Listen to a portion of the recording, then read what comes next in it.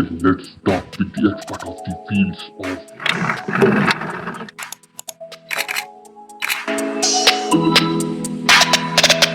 السلام علیکم. جو ہمارے ساتھ آج شخصیت موجود ہیں وہ ایک بہت بڑے خاندان سے ان کا تعلق ہے. ان کے دادا کے ہاتھ میں بہت سارے لوگوں نے اپنا ایمان فتنوں سے بچایا ہے.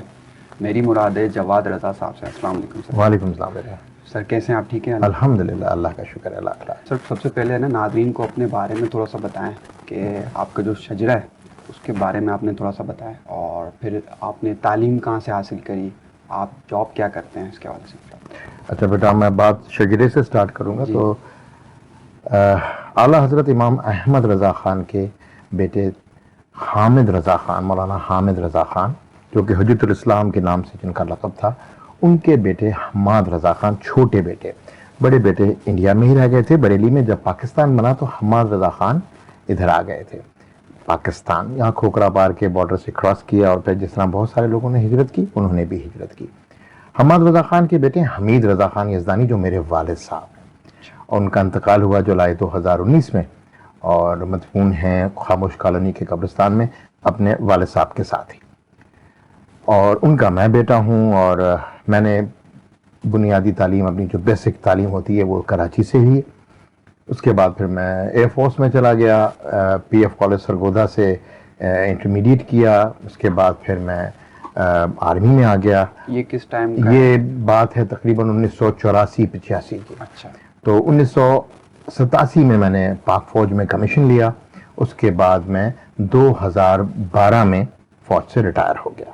اچھا. اس کے بعد کچھ عرصہ مزید کام کرتا رہا اس قسم کا، جس میں پڑھنا پڑھانا تھا. کوئی بحریہ یونیورسٹی میں بھی میں نے پڑھایا، کیونکہ میں نے ٹریننگ لی تھی سوشل میڈیا کے اوپر. تو سوشل میڈیا سے ہی ریلیٹڈ میں لیکچرز لیا کرتا تھا بحریہ یونیورسٹی. اچھا، یہاں پہ مطلب آپ فوج میں ایز این سوشل میڈیا کے اندر؟ میں نے وہاں سوشل میڈیا پڑھا ہے. اچھا. اور کچھ عرصہ نوکری بھی کی ہے ان کے اداروں میں جہاں پہ میں سوشل میڈیا کو ڈائریکٹ کیا کرتا تھا. اچھا.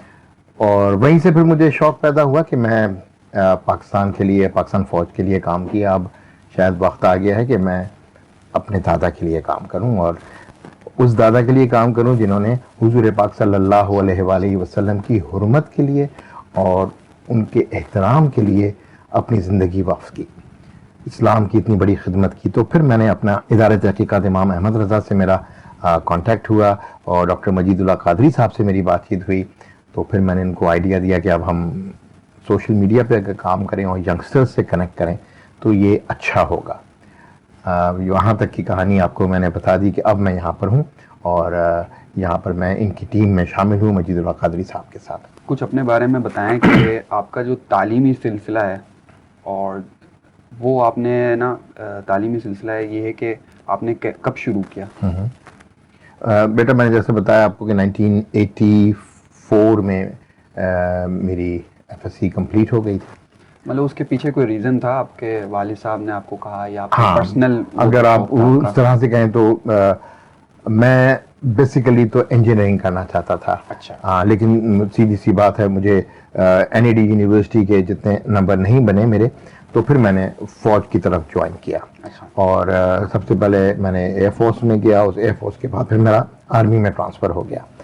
اس میں دو ریزنز تھے. ایک تو میں ذہنی طور سے میتھمیٹکس میں کوئی اچھا اسٹوڈنٹ نہیں تھا، اور لیکن میرے فائن آرٹس بہت بہتر تھے، اور والد صاحب کی طرف سے تھا کہ آپ نے انجینئرنگ کرنی ہے.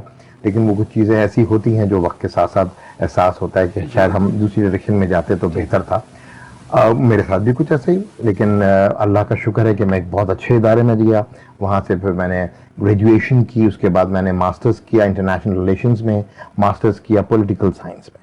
اور ان دو تعلیموں، ان دو ڈگریز کو ذہن میں رکھتے ہوئے اس کے بعد میں نے سوشل میڈیا کے کورسز کیے. کچھ ڈگی مارکون ایک بڑا کورس ہوتا ہے جس میں دنیا جہان کے سوشل میڈیا ایکٹیوسٹ آتے ہیں اور وہ اپنے اپنے شیئر کرتے ہیں. کہ میں نے دبئی میں کیا یہ کورس، اور لوگوں سے سیکھا بہت، اور کہ سوشل میڈیا سے کیا کیا جا سکتا ہے. تو میرا خیال یہی تھا کہ social media is the best plate form جس سے آپ ینگسٹر سے کنیکٹ کر لیتے ہیں.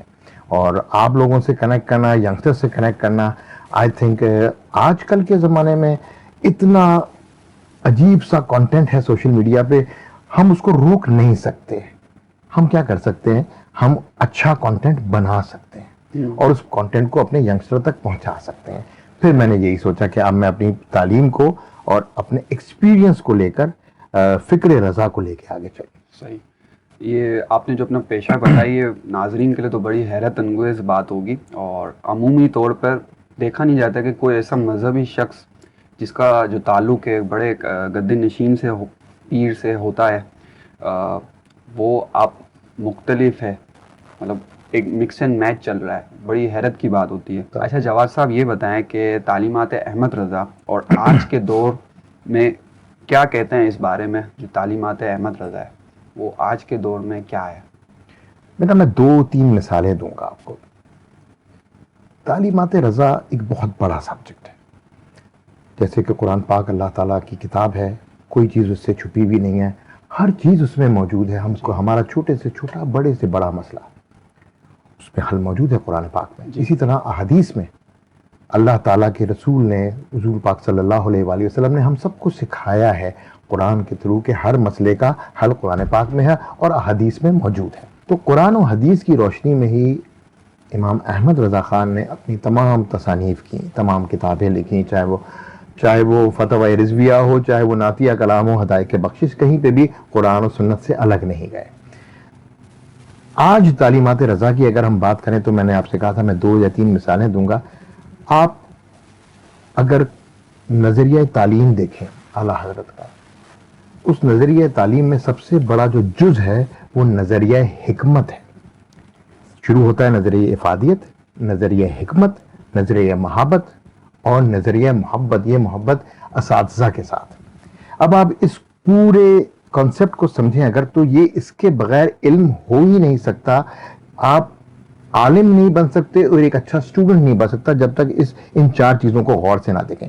نظریہ افادیت کیا ہے؟ نظریہ افادیت یہ کہ اگر کسی چیز سے نہ کسی دنیا والے کو فائدہ ہے اور نہ ہی آخرت میں آپ کو کوئی فائدہ ہے تو وہ دین نہیں, وہ تعلیم ہی نہیں ہے. حضور پاک صلی اللہ علیہ وآلہ وسلم نے فرمایا کہ جس تعلیم سے, جس علم سے دنیا کو کوئی نفع نہیں اور آخرت میں مجھے کوئی نفع نہیں تو اللہ مجھے اس سے دور رکھے. یہ مفہوم ہے ایک حدیث کا.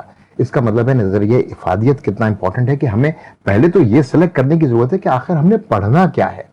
وہ چیز پڑھنی ہے جس سے تمام دنیا میں لوگوں کو فائدہ ہو اور آخرت میں بھی فائدہ ہو. دوسری نظریہ حکمت. نظریہ حکمت یہ ہے کہ اللہ تعالیٰ کی حکمت سے زیادہ بڑی حکمت کوئی اور ہے نہیں. ہمارا ایمان شروع ہوتا ہے جب ہم قرآن پر ایمان لے آتے ہیں. یعنی آخری بات کس کی ہے؟ اللہ تعالیٰ کی.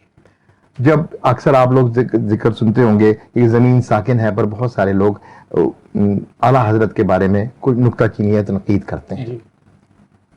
نظریہ حکمت یہی بات کا ادھر رد کر دیتا ہے کہ جب قرآن پاک کی کسی صورت میں زمین کی موومنٹ کے بارے میں نہیں بتایا گیا ہے, ٹھیک ہے, تو ہمارے پاس اب گنجائش نہیں ہے بینگ مسلمان. اگر ہم غیر مسلم سے بات کریں گے تو یقیناً ہمیں اس کو لاجکس دینے ہوں گے, لیکن مسلمان کو لاجک دینے کی ہمیں ضرورت نہیں ہے کیونکہ ایمان شروع ہوتا ہے قرآن پاک سے. اور قرآن پاک میں کا نظریہ حکمت یہ ہے کہ ہم آخری چیز یہ ہے کہ آخری بات کس کی ہے؟ اللہ تعالیٰ کی بات ہے, اس کا فرمان ہے. تو جب ایسی کوئی صورت موجود نہیں تو بات اس سے ڈسکشن آگے شروع ہونی چاہیے. اچھا آپ کہہ رہے ہیں کہ حکمت یہ ہے کہ قرآن میں زمین کے ہل جل کے اوپر کوئی صورت نہیں ہے جس میں زمین کے ہلنے کے بارے میں قرآن, سورج چلتے ہیں فلاں کوئی اور ہیونلی باڈی کا ذکر ہو گیا کہ وہ چلتے ہیں, لیکن زمین کے بارے میں نہیں. اور ان کو آسمانوں کو اور زمینوں کو قائم کر دیا ہے. سورہ لقمان کی ایک آیت میں بڑا کلیئرلی لکھا ہوا ہے کہ زمین کو ہم نے ایک لنگر کے ساتھ باندھ دیا ہے. لنگر کے ساتھ کس کو باندھا جاتا ہے؟ لنگر انداز کیا ہوتا ہے؟ شپ, جو کہ جب لنگر زمین میں جاتا ہے اس کا وزن ہوتا ہے, جب وہ سمندر میں جاتا ہے تو شپ کیا ہو جاتا ہے؟ قائم ہو جاتا ہے, کھڑا ہو جاتا ہے. اس کے لیے باقاعدہ, اور یہ لفظ لنگر کسی اور میں نے قرآن کے ترجمے میں دیکھا ہی نہیں ہے. امام احمد رضا خان نے ان باتوں کو بڑی خوبصورتی سے اور بڑے صحیح طریقے سے بیان کیا ہے, اور اس لیے نظریہ حکمت is very important part of the نظریہ علم آف امام احمد رضا خان. اگر آپ نظریہ حکمت کو نہیں مانتے تو پھر آپ بیسیکلی پہلی بات تو آپ قرآن پاک پہ ایمان ہی نہیں رکھ رہے. تو بیسک جو کانسیپٹ ہے نا اس سے آپ الگ ہو جاتے ہیں. لیکن یہ ہے کہ اگر دوسرے بھی محدث ہیں انہوں نے بھی جو قرآن کا ترجمہ کیا ہے ان کا بھی ترجمہ یہی ہے؟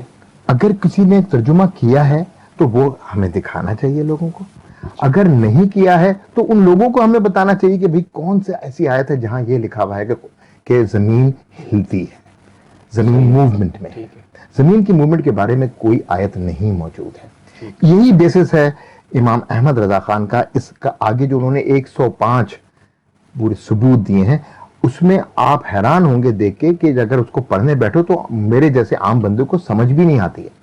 ریزن یہ ہے کہ وہ اس زمانے کی عربی اور فارسی کی ایسی اصطلاحات کا انہوں نے استعمال کیا ہوا ہے جو آج کے زمانے میں 105-110 سال پہلے جو استعمال ہوتی تھی وہ اب نہیں استعمال ہوتی ہیں۔ تو ہمیں باقاعدہ ایک پینل بنانے کی ضرورت ہے، اور میرے خیال میں ادارہ تحقیقات امام احمد رضا خان ڈاکٹر مجید اللہ قاضی صاحب کی سرپرستی میں یہ کام کرنے کو بیٹھے ہیں بالکل اب انشاءاللہ تعالیٰ کہ ایک پینل بنایا جائے اور اس پینل کے تھرو نہ صرف سائنٹسٹ بلکہ لنگوسٹکس کو بھی استعمال کیا جائے جو مختلف لینگویجز میں بات کر سکتے ہیں، سمجھ سکتے ہیں، فارسی اور عربی ڈیفینیٹلی، کیونکہ 3 زبانوں میں لکھا گیا ہے یہ، عربی میں، فارسی میں اور اردو میں۔ تو ہمیں ایسے لوگوں کو اکٹھا کر کے اس پہ بات چیت کہاں اس سے آگے بات کریں۔ نظریہ حکمت پہ ہم پھنس نہیں سکتے، ہم مسلمان، ہم اس سے آگے نکلنا پڑے گا۔ اچھا جواد صاحب مجھے ایک چیز بتائیں کہ ایک ہم دیکھتے ہیں مذہبی خاندان ہوتا ہے، ان کا جو گدی نشین ہوتے ہیں ان کا ذریعہ معاش اس وہاں سائڈ سے ہوتا ہے ان کا، اور جو آپ نے بتایا آپ کا بالکل یہ ایک الگ ہے۔ تو یہ کیا آپ کا آگے ارادہ ہے کہ اس کو آپ مذہبی سائٹ پر آپ آئیں گے، یا اگر ہے تو، اور اگر نہیں ہے تو کیا وجہ ہے آپ کی؟ بیٹا معاش کے لیے استعمال کرنے کا نہ کرنے کا سب سے بڑا ریزن یہ ہے کہ ہم لوگ جب انڈیا سے میرے دادا حماد رضا خان صاحب جب آئے تھے تو ہمارا ذریعہ معاش کوئی نہیں تھا، ہم سب نے اپنے پاؤں پہ کھڑے ہونا تھا، سروائیو کرنا تھا، اور اس سروائیول کے لیے ہم نے عام لوگوں کی طرح نوکریاں کی، نہ ہمارا گدی سے تعلق تھا، اس طرح کے لوگ ہمیں اس طرح سے مریدین کی ہیلپ سے ہم پلتے، لیکن ہاں ڈیفینیٹلی مریدین نے مدد ضرور کی ہماری، لیکن اس حد تک مدد کی کہ ہم اپنے پاؤں پہ کھڑے ہو جائیں۔ الحمدللہ میرا پورا خاندان نوکری کرتا رہا، اپنے سروائیول کو بڑی عزت کے ساتھ ہم نے نبھایا۔ میرے والد صاحب نے مجھے پڑھایا، پھر میں فوج میں گیا، فوج میں کرنل کے عہدے سے میں ریٹائر ہوا۔ تو یہ سب چیزیں جب چلتی ہیں تو معاش کا تو تعلق رہتا نہیں پھر اس سے۔ اور اگر میں سچ کہوں آپ سے تو میں یہی بہتر سمجھتا ہوں کہ معاش کا تعلق جب آپ مذہب سے کر لیتے ہیں تو کسی حد تک آپ جسٹیفائی نہیں کر رہے ہوتے اپنی بات کو کہنے میں۔ ٹھیک، تو میں کسی کے خلاف کوئی بات نہیں کر رہا، سب اپنی طرح سے بہترین کام کر رہے ہیں، اور میں صرف اپنے آپ کو اگر ڈیفائن کروں تو میں یہ چاہتا ہوں کہ پاکستان کے ینگسٹرز جو ہیں وہ فکر رضا کو سمجھیں، کیونکہ فکر رضا قرآن و حدیثی کی روشنی میں ہے، یہ کوئی نئی بات نہیں کی ہے امام احمد رضا خان نے، اور اس کے لیے اللہ تعالیٰ نے مجھے اتنا وسائل دیے کہ میں عزت کی روٹی کھاتا پیتا ہوں، الحمدللہ مجھے کوئی مسئلہ نہیں ہے۔